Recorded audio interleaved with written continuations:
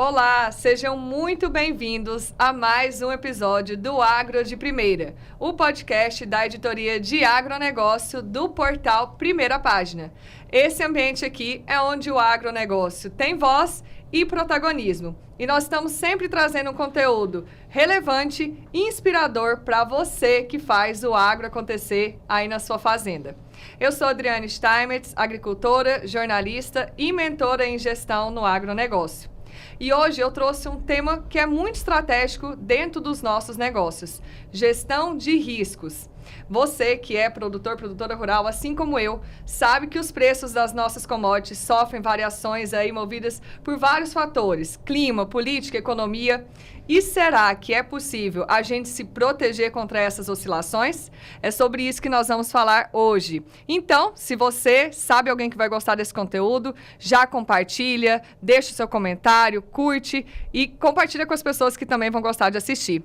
Para falar sobre esse tema, hoje eu trouxe dois convidados que são especialistas nesse assunto e que são os dois assessores de investimentos da SVN, que estão na linha de frente ajudando produtores a protegerem os seus negócios e crescerem com mais segurança. Eu tenho a alegria de receber o Vitor Matias, que é formado em administração com ênfase em finanças pela Faculdade Antônio Meneghetti, pós-graduado em finanças corporativas e invest banking pela FIA, e atualmente é head da unidade de Cuiabá da SVN Investimentos e atua como AAI há 7 anos. E o Giancarlo Machado Ferreira, que é engenheiro civil, atua no mercado financeiro desde 2014, onde teve passagem em grandes instituições financeiras e hoje atua como broker de renda variável do escritório SVN Investimentos. Sejam muito bem-vindos. Olá, Adriana, tudo bem? Obrigado, Adriane. Bom, para a gente começar, a gente tem muito assunto para falar, acho que vou tentar aqui a gente ser o mais claro, né, dinâmico possível para quem nos acompanha, falar sobre um tema que às vezes gera muita dúvida, muitas incertezas, mas eu queria que vocês se apresentassem rapidamente e falassem como vocês foram parar nesse mercado financeiro. Bom, eu vou começar primeiro. Acho que o mercado financeiro, ele te dá oportunidades. Eu comecei, entre aspas, num estágio, entre aspas, na época da faculdade. E ali eu vi um grande nicho de oportunidade de entender um pouco mais cada tipo de ações, entre aspas, a indústria financeira, o mercado como um todo. E ali eu comecei como um office boy, entregando papel, levando de um cliente para o outro, tentando entender as reuniões. E ali a gente passa por treinamentos, certificações para se graduar cada vez no mercado. Eu acho que esse é o primeiro acesso que eu tive ali. E ali eu fui me formando. Durante 9 anos eu fiquei, entre aspas, em um escritório de investimento. E lá, pela uma certa meados do escritório, um grande banco compra o nosso escritório. E aí dali eu me vejo de uma outra maneira no mercado, já como um profissional bem influente na cidade, bem interessado em vários assuntos. E aí eu cada vez fui me especializando mais no setor agro e no setor de trade e negociações em bolsa. Essa foi a minha formação. Depois de uma história dessa, Adriane, minha história não é tão romântica quanto a do Jean, sabe? Assim, não tenho um currículo tão bonito para falar, mas na minha formação também desde sempre foi voltada a finanças. Então, desde o meu primeiro estágio foi contas a receber, contas a pagar numa pequena empresa em Santa Maria, no Rio Grande do Sul. Logo depois da formação na faculdade, fui para uma startup onde eu comecei naturalmente, né, contas a pagar, contas a receber, trabalhando em finanças corporativas por muito tempo. Eu fui um dos primeiros clientes PJ da XP na época, depois assumi a tesouraria da empresa, a gente recebia muito aporte de fora. Então, boa parte do meu dia a dia era operação de bolsa, principalmente quando a gente fala de trava de dólar. Então, eu travava muito dólar e euro que vinha de fora, de investidores que mandavam dinheiro para a nossa startup. Ali comecei a minha jornada no mercado, vamos dizer assim. Aí fui um dos primeiros clientes XP. A XP não operava commodity na época, não operava dólar, não operava nada. A briga era só operar com os bancos. Quando a XP começou, as coisas eram um pouco engessadas, ainda não tinha um fluxo de trabalho muito natural. Mas o tempo foi passando, eu virei cliente XPPF, fui para o meu MBA, né? Assim, sempre fui apaixonado pelo mercado. E desde então ingressei no mercado de assessoria logo depois que eu saí dessa startup, né? Vendi minha participação e entrei no mercado de assessoria diretamente no escritório em São Paulo, que ao longo do caminho a SVN comprou esse escritório e aí a vida foi seguindo. Cá estou hoje em Cuiabá, então, né, assumi a liderança aí da operação aqui de Cuiabá da SVN. E uma das grandes frentes que a gente atua aqui, né, tanto Cuiabá como Campo Grande, que a gente também tem unidade, é a parte do agro, né, cuidando dos produtores e pensando justamente nessa linha de como a gente traz solução do mercado, né, uma novidade do mercado talvez ali para os produtores locais que estão começando a se deparar agora com a necessidade de proteger depois dessas fortes oscilações que a gente vem vivendo pós-pandemia, né? Então, acho que é isso. E acho que para a gente começar a introdução nesse tema, falo que nós, agricultores, o pré-requisito para entrar na agricultura é ter um sistema, um coração muito resistente, eu falo, né? Sim, a grandes pressões, né? Com certeza. A muitas emoções. Então, eu falo que nós estamos habituados a lidar com risco. Mas eu falo assim, a gente já corre vários riscos, né? Que nós não controlamos, como eu falei, clima, mercado, política. E existem algumas coisas que nós podemos ter uma maior gestão, que é a gestão de riscos na hora que nós falamos de comercialização, mas que muitas vezes o produtor ainda enxerga como algo muito distante da realidade dele, essas operações em bolsas. Então, o que é a gestão de riscos de fato no agronegócio? Eu acho assim, a gestão de risco que você tem no agronegócio, você tem primeiro a variação de tempo. Então, você tem uma gestão difícil de se fazer. Você tem a variação internacional daquele produto que você oferece. Ele normalmente é interligado ao dólar. Então, você tem N fatores para, entre aspas, se sentir complicado. Começa que a gente não coloca preço, né, no nosso produto. Então, eu acho que o principal sentido que a gente tem é poder fazer isso com uma proteção. É poder colocar o seu limite da maneira que você acha melhor. Então, isso de acessar o mercado financeiro te dá essa certa liberdade. Eu posso começar com pouco, eu posso entender aquela estrutura. Então, eu acho que esse é o principal ponto. Você, através desses N fatores que eu falei, você pode, de uma certa maneira, se precaver. Ou, às vezes, acertar um ponto interessante. Ou até mesmo a gente vai entrar no assunto de especular. E ver se isso é interessante para você. Eu acho que eu trago dessa maneira. E como que essa gestão de risco pode ajudar o produtor, então, assim, na prática, a aproveitar essas oportunidades ou a evitar perdas, né? Eu acho que pode ser tanto para um lado quanto para o outro, né? Eu quero ter um ganho maior ou eu quero evitar ter uma perda. Como que na prática isso funciona?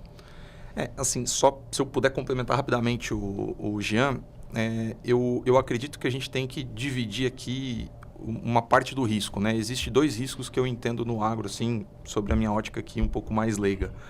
Um deles é a gente ter perda da produção, seja por um fator climático ou por um tipo de intempéries, de peste, pragas, etc. Né? Então, o risco total de zerar a operação, ou seja, plantei, não colhi, perdi tudo. Então, esse risco não tem como evitar, é um risco impossível de mitigar, um sistêmico, vamos dizer assim. Quando a gente volta para o nosso mercado aqui financeiro, a gente está pensando na gestão da oscilação de preços. Então, não necessariamente o risco que a gente está falando é perder a produção. A gente está falando do risco de gastei mais e vou receber menos, onde eu estou perdendo, de fato, dinheiro.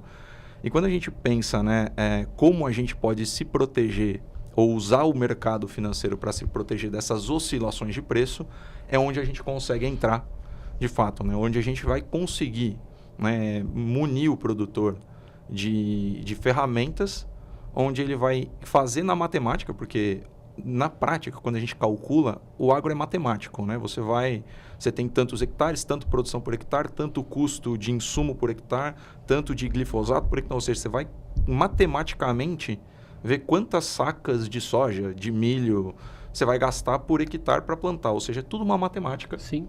Ali que você vai fazer. E quando você vai incluir uma camada de proteção que a gente fala, nada mais é do que um seguro.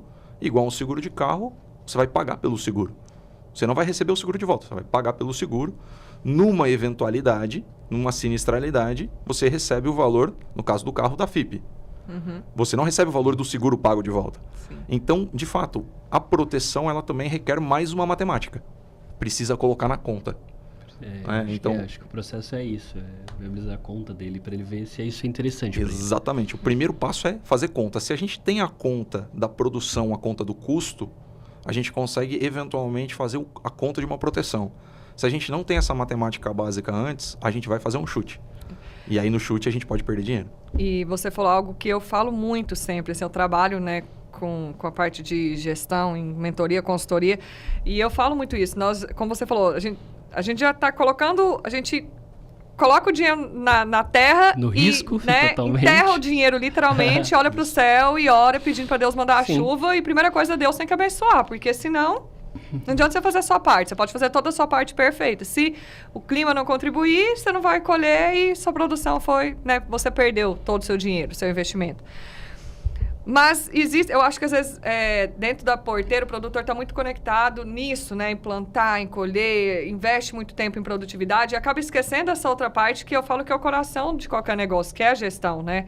A gestão de riscos é uma dessas linhas da gestão. Então, para a gente entrar um pouquinho já agora mais né, em como isso funciona na prática, vocês falaram um pouco mais...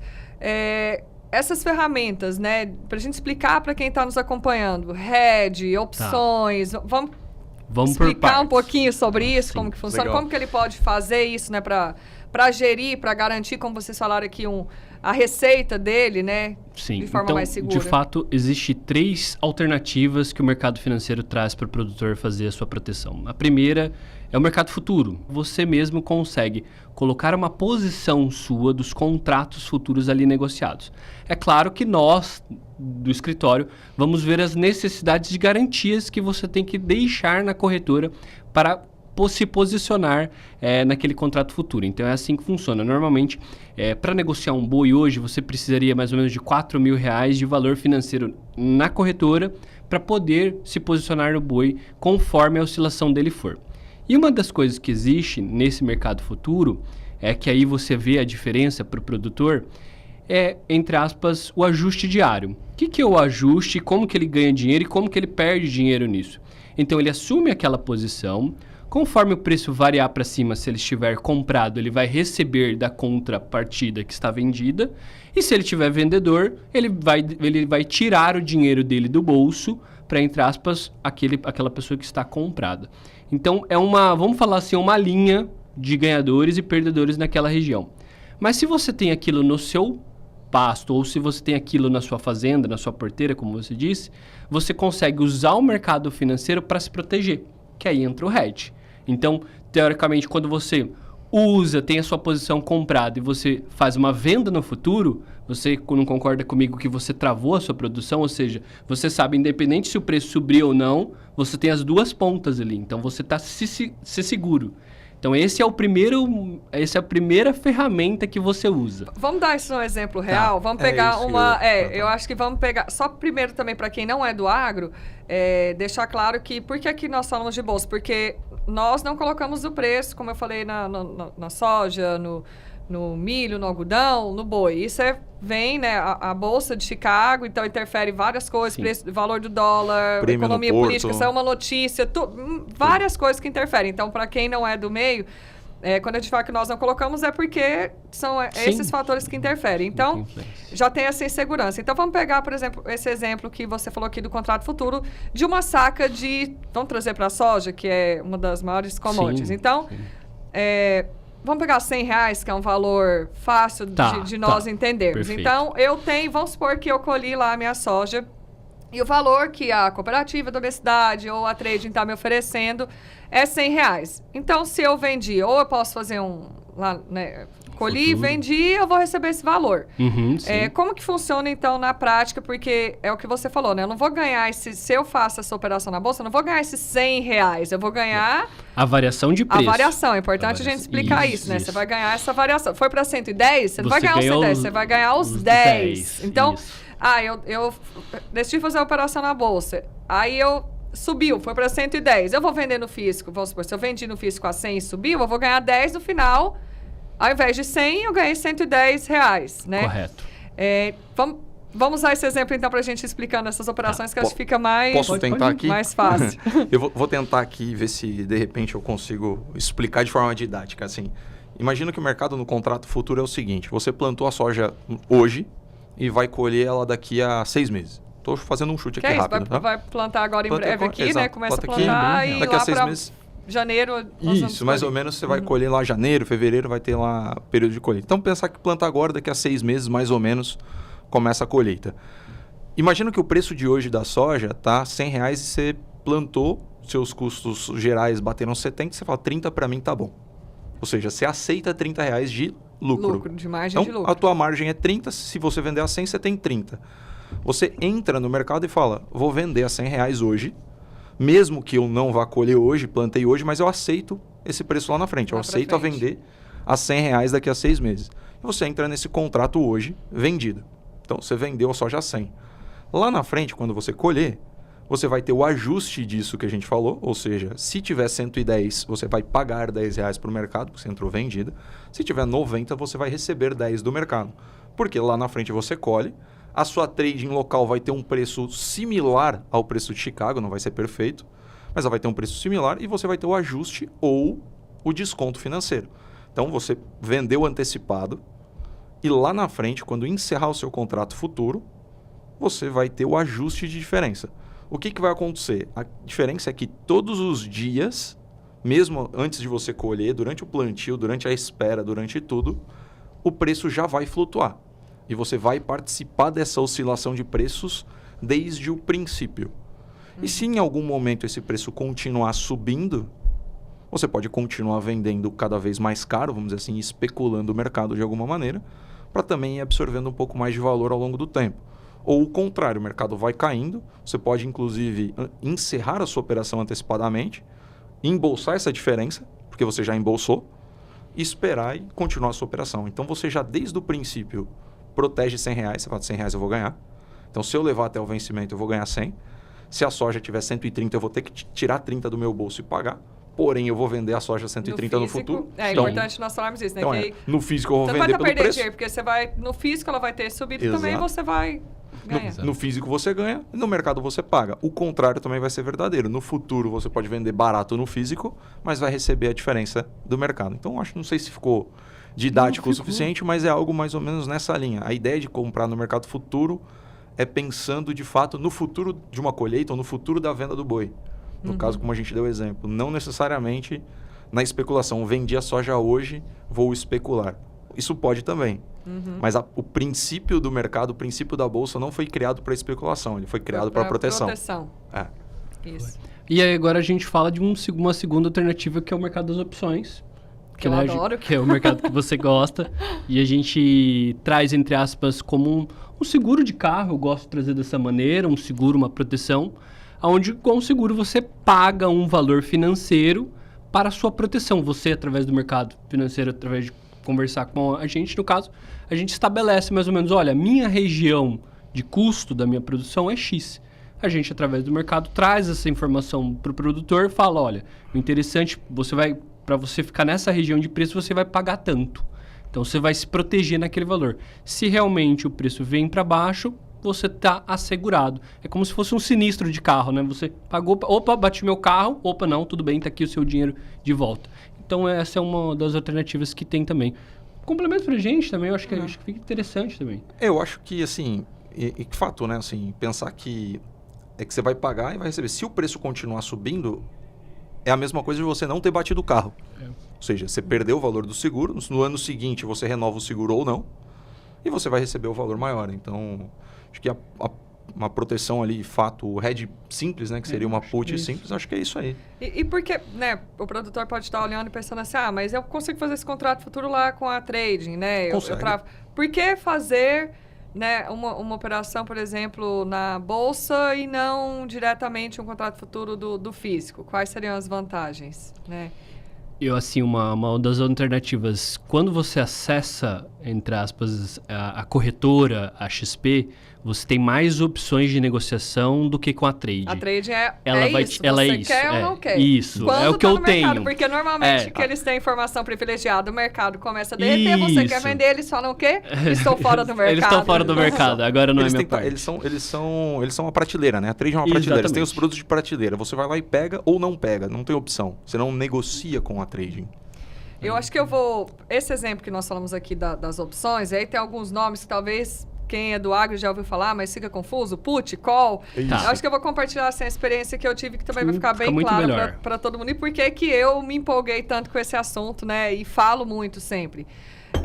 Eu sempre fui aquela produtora que plantava, colhia, fazia às vezes algum contrato futuro ali, né? Com a trading, ou vendia, né, no ato da colheita, ou você segura o seu estoque e vende, né, depois. E sempre é aquilo, o valor que eu tenho, como eu falo, não, é esse valor. Você quer vender, Adriane? Pagamento tal é esse valor, para pagamento outra data é esse valor, e é isso que nós temos. E você está refém ali do mercado da sua região que você está, né, que a sua fazenda está. E durante a pandemia, uma dessas trades chegou e me ofereceu. Ela falou, foi na época que estava a alta da soja, eu lembro exatamente que era R$150 a saca. E aí me ofereceu assim, falou, olha, Adriane, a gente está aqui com uma forma de ter uma participação de alta. Você vende a R$150 e você vai poder ganhar até $2 por saca, né? Lá na data do vencimento, que era 30/3, né? Que é bem comum essa data de vencimento. Então, você não vai ter custo nenhum. Eu até fiquei meio assim, falei, isso é muito bom para ser verdade. Será que isso é real? Mas eu falei, tá bom, vou fazer. Uma trade que eu já era acostumada a vender meu grão, né? Bem conhecida, de credibilidade. E o mercado começou a subir, foi naquelas que chegou, né, até mais. E aí eu sei que quando chegou a data da realização, eu tinha ganhado realmente esses $2. Eu sei que na época dava um valor, tipo assim, dava mais de R$10. Então, assim, eu fiquei muito feliz e eu falei, nossa, que legal. Porque qual que é a grande questão do agricultor?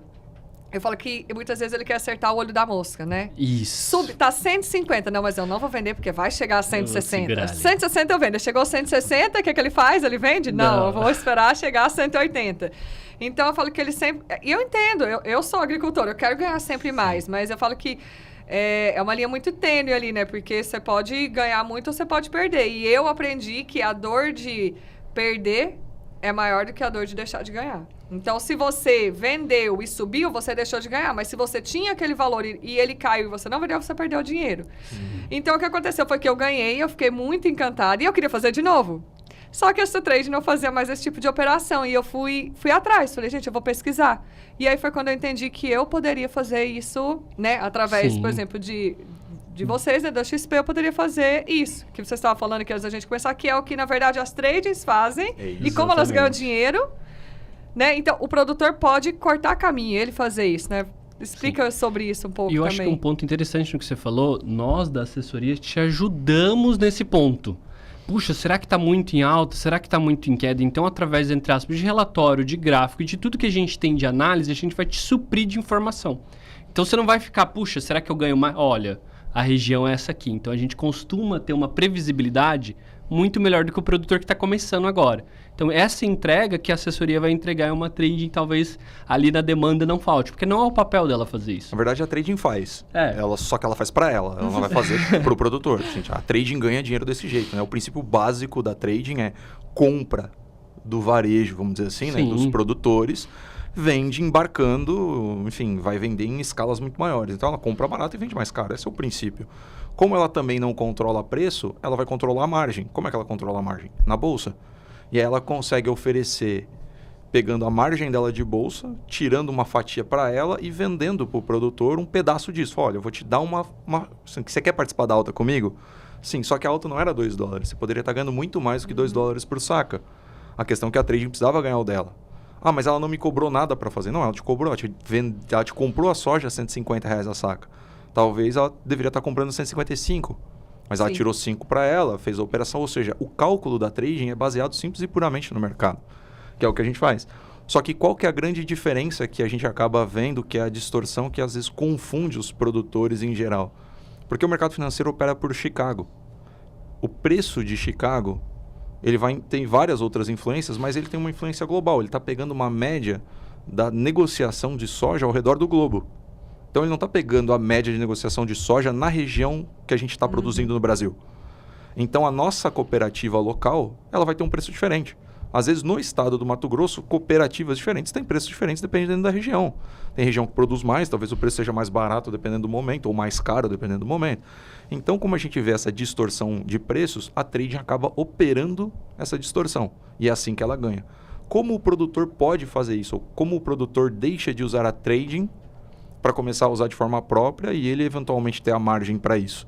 Aí a gente entra justamente nessa linha da assessoria, né? A nossa ideia aqui é conseguir munir o produtor de como fazer, como funciona, como calcular e eventualmente até de dados, porque a gente vai pegar o dado global. Então, diferente da trading local, que vai pegar os dados da região, a gente vai trazer os dados de negociação global, de forma que a gente tente otimizar a estratégia. A gente vai ser perfeito? Não, porque não tem como.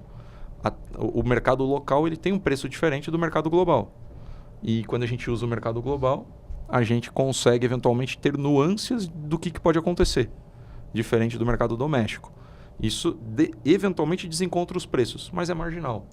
Isso a gente chama de diferencial de base. Diferencial de base. No futuro eles vão se coincidir e a gente mostra isso para o produtor na análise, na assessoria. Na prática eles vão chegar lá, né? Assim, só que existe a distorção no meio do caminho, né? E a gente tenta operar essa distorção justamente que é onde o produtor ganha mais. Que é aquilo que você falou, né? Poxa, o produtor sempre quer ganhar mais. Mas como ele faz isso? Uma das formas é essa, né? Você vender no mercado à vista, depois participar da alta via mercado financeiro. Sem ficar totalmente exposto, né? Que é o que eu vejo muito produtor perdendo dinheiro porque quer ganhar mais, mas não faz nenhum tipo de proteção, né? Não vou arriscar, vou colocar todos os ovos numa cesta. E aí acaba, né? Às vezes pode ser que dá certo. Como você sabe, é uma notícia, estourou uma guerra, uma pandemia. Você não sabe o que pode acontecer. E tudo pode mudar. Sim. Né? É que a soja, o próprio milho, eles também são moedas de troca. Então, às vezes, por mais que esteja estocado e tendo oscilação de variação de preço, aí ele vai comprar um carro novo, vai na concessionária. Ele já negocia em saca, ele nem negocia em dinheiro. Ele vai na loja de insumo, ele não negocia em dinheiro, ele não negocia em reais, ele negocia em saca. Então, quando ele começa a pensar no cálculo da negociação em saca, o costume é calcular tudo em saca de soja, tudo em saca de milho. Então, como a gente não pensa mais na evolução do custo do capital, a gente não pensa mais em dinheiro, a gente pensa em saca, a gente acaba usando como se fosse uma espécie de poupança. Não, está estocado, eu tenho meu dinheiro guardado. É verdade. Ele pode perder produção, pode perder valor, oscila de preço, né? A gente controla, mas é uma poupança em termos de oscilação de capital. Só que quando a gente entra na linha de mercado financeiro, por que a gente, assim, claro, puxando a brasa para nossa sardinha, né, Adriano? Mas assim, é algo que a gente entende o seguinte, o dinheiro ele tem um custo no tempo, o efeito do dinheiro no tempo ele valoriza. Ou no caso a gente não tenha ele aplicado, ele desvaloriza. Então, o mercado financeiro ele tem um contraponto interessante, que é o quê? Quando a gente começa a ver oscilação de preço de commodity, se você chega num determinado de preço de venda no físico, que te dá margem de lucro, qual que é a nossa hipótese? Venda e transforme em dinheiro. O dinheiro ele fala mais alto. Se você levar dinheiro na concessionária, você negocia melhor o preço do carro, pode ter certeza. Você já tô com a mala de dinheiro, você vai pagar à vista, você faz o preço baixar. Em saca, não. Então, o que acontece? Se você transforma isso em dinheiro e deixa hoje aplicado aí a CDI, que está pagando 15% ao ano, com baixíssimo grau de risco, aí, que é o menor risco que a gente tem hoje, você já tem 15% ao ano que você vai levar do dinheiro parado por um ano. Se durante esse um ano a tua soja não valorizar no mínimo 15%, você já perdeu dinheiro. No mínimo 15%. Em um ano. Se ela cair, você perdeu ainda mais, porque você teria os 15% que você teria ganhado naquele ano, mais a diferença que você perdeu. O tempo vai passando e essa oscilação de preços que mata os produtores. Então, vender num preço de margem, deixar aplicado no mercado, hoje, pelo menos nas condições atuais, já é uma garantia um pouquinho mais saudável de margem. Se você pegar 5% desse rendimento que você vai ganhar de CDI e colocar numa operação de especulação da alta, caso você ache que a soja ainda vai subir, ok, qual que é o teu risco agora? Perder 5% da rentabilidade que você vai ganhar em um ano. Mas o dinheiro já está na tua mão. Diferente de você deixar estocado e de repente o preço cair e você perder ainda mais. Então talvez essa seja a grande sacada aqui, entendeu? A chave é essa. A chave não é usar o mercado o tempo todo ou simplesmente sempre, vou ganhar dinheiro com o mercado. Às vezes o mercado ele serve como motivo de proteção. Você fala, deixa eu vender na margem que eu preciso e não preciso nem usar a bolsa agora. Deixa eu deixar o dinheiro aplicado no mercado quietinho. Quando surgir uma nova oportunidade, eu compro. De repente, no momento de crise, surge a terra do vizinho vendendo barato, você compra.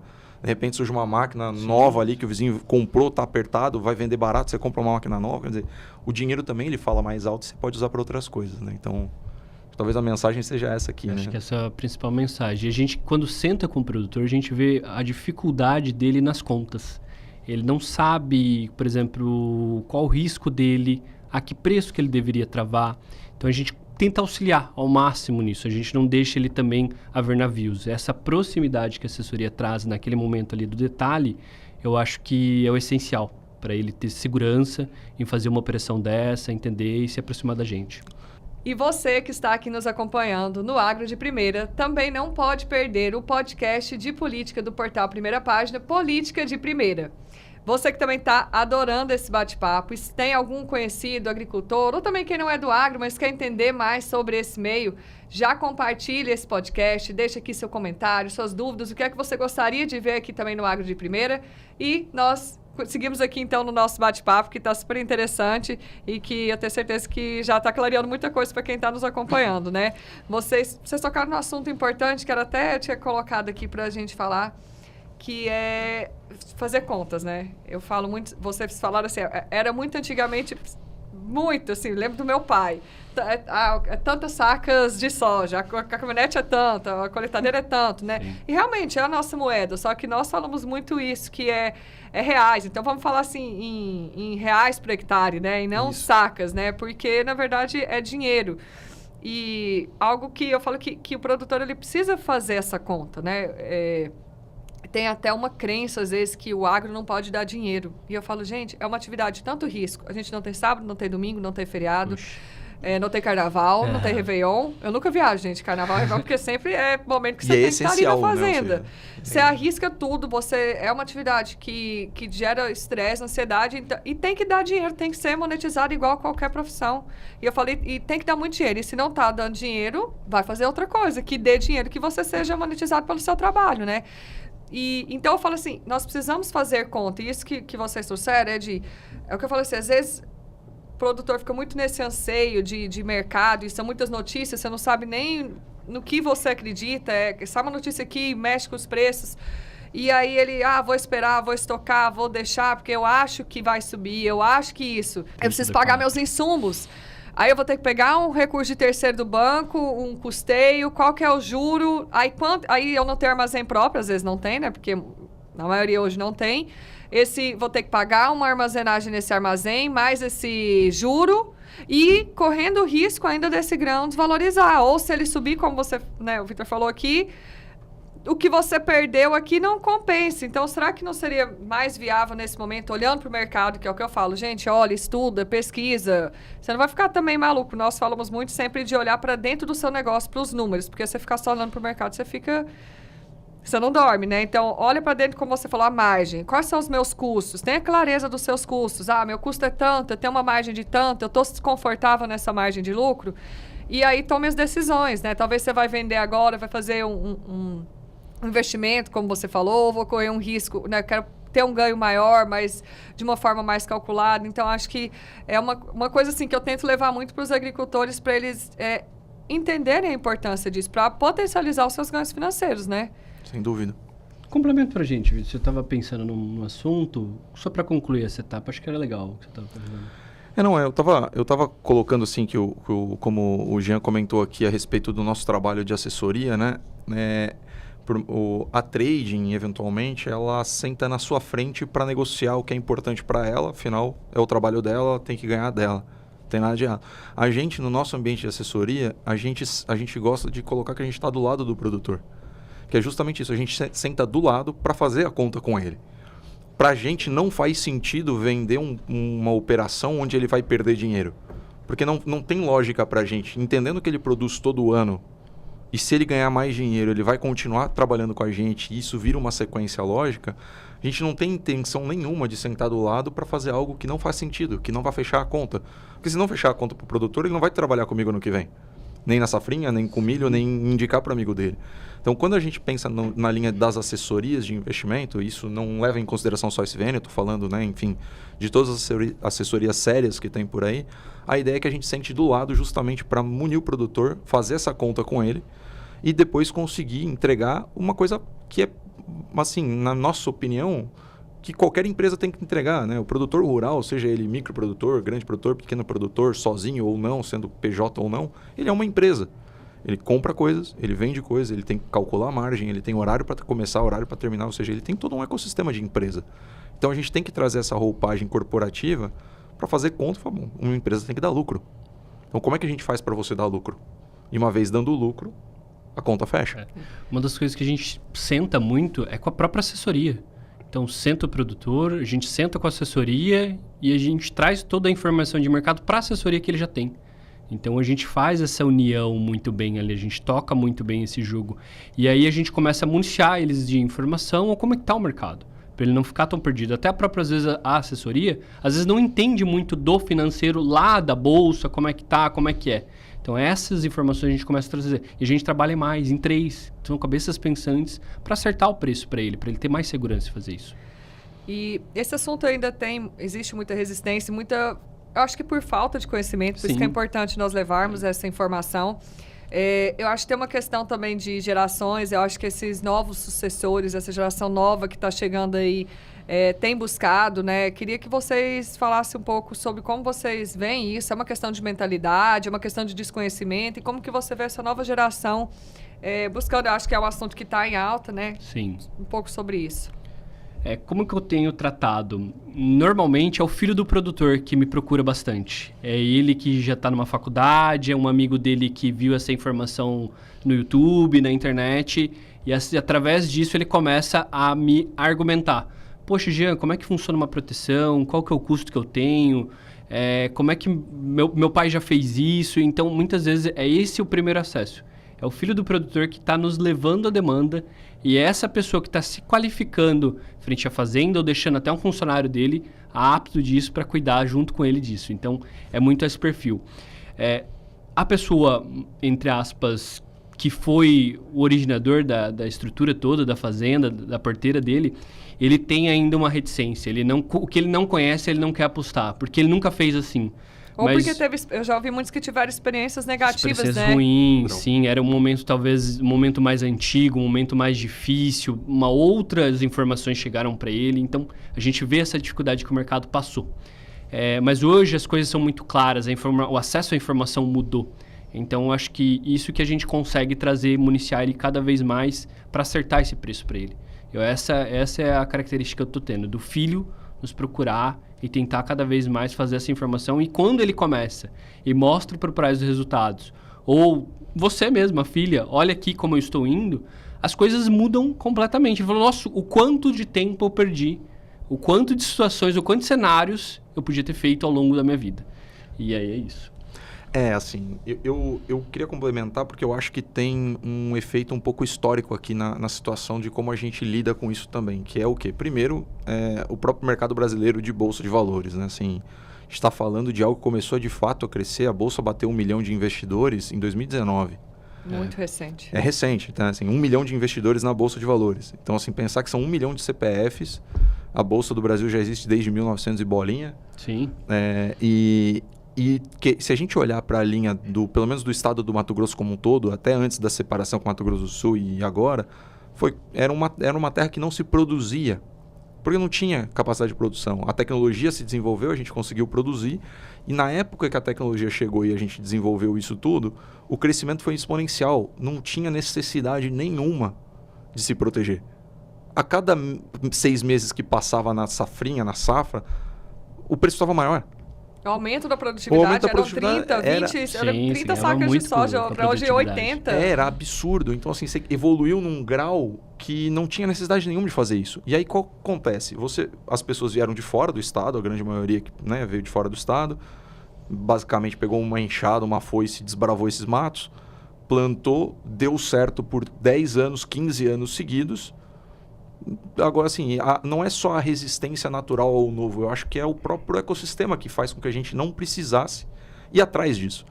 A pandemia veio, os preços dispararam, como o costume já era do preço subir, ninguém imaginou que ela chegaria em 200 e cairia para 100 de novo. Qual que era a conta? Vai para 220, vai para 250, vai para 500, nunca mais vai parar de subir, eu vou ficar rico para sempre. Isso não aconteceu. O mercado é cíclico.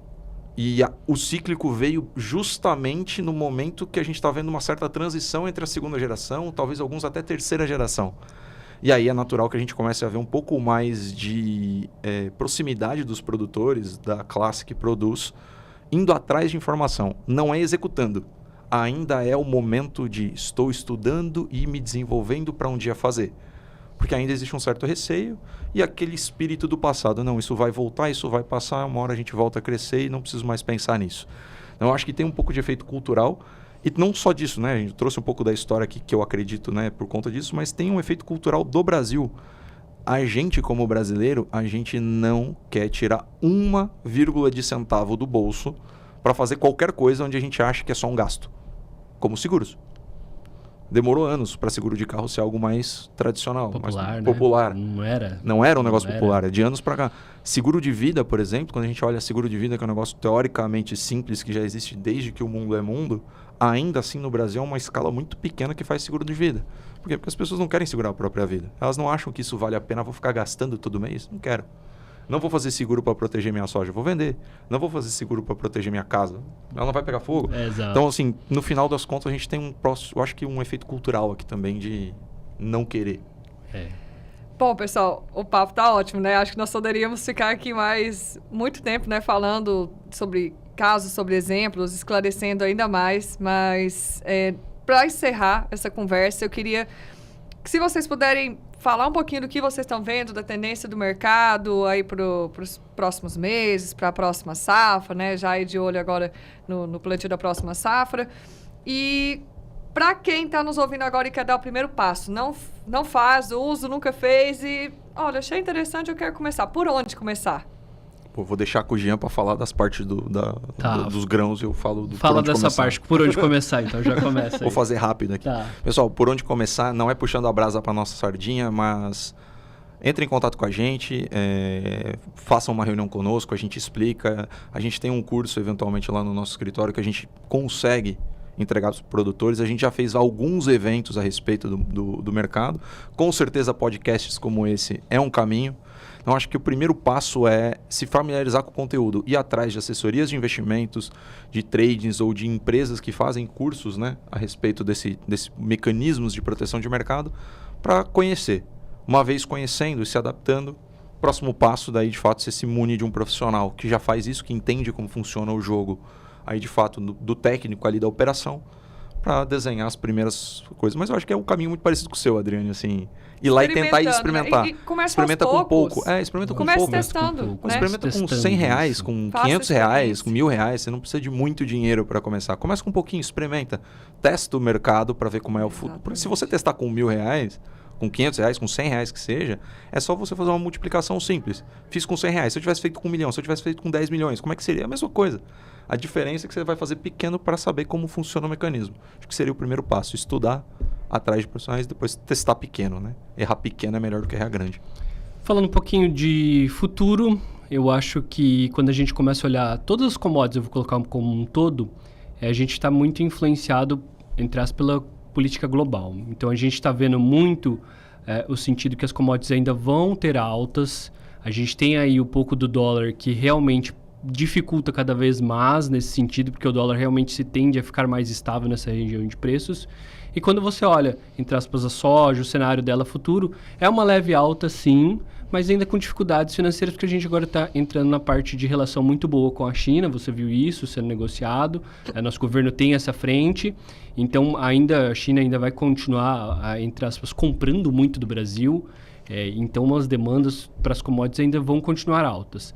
Então é interessante para o produtor fazer esse sistema com a gente, testar esse sistema. É o melhor momento para ele sentir um pouco desse mercado. Porque normalmente quando o mercado está ruim, ele não quer se proteger. Então quando o mercado está em alta, é o momento mais interessante para ele fazer esse tipo de proteção, esse tipo de cenário é o ideal para ele nesse momento. Bom, muito obrigada mais uma vez. Que conversa clara, né? E esclarecedora e necessária. E quero agradecer mais uma vez a disponibilidade de vocês por terem compartilhado esse conhecimento prático, né, de maneira tão acessível. E para você que nos acompanha, lembre-se, gestão de riscos não é custo, é proteção e oportunidade. Então não deixe de curtir o Agro de Primeira, de seguir nas redes sociais, na sua plataforma preferida e fique ligado no nosso próximo episódio.